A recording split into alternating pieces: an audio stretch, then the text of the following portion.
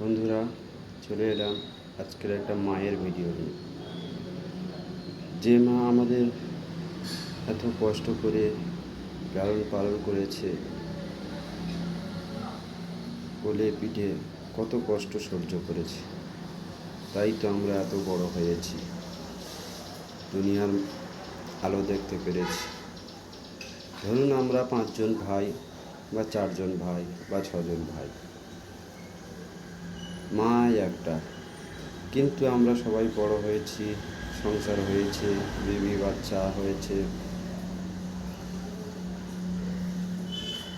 তো বড় হয়ে আমরা সেই 5 জন মিলে একজন মাকে দেখতে পারি না। এটা কেন? আমাদের সমাজ কোথায় চলে গিয়েছে? আমরা 5 জন মিলে যখন মানুষ হয়েছি, মা একজন কত কষ্ট করে আমাদের লালন পালন করেছে, কিন্তু বড় হয়ে আমরা কেন মাকে নিয়ে ভাগাভাগি করি? আমি দেখতে পারবো না, ও দেখবে, ও দেখতে পারে না, আমি দেখবো না। এটা কেন? আমাদের সমাজ কোথায় চলে গিয়েছে? এটা কি কোনোদিন আমরা ভাবনা চিন্তা করেছি?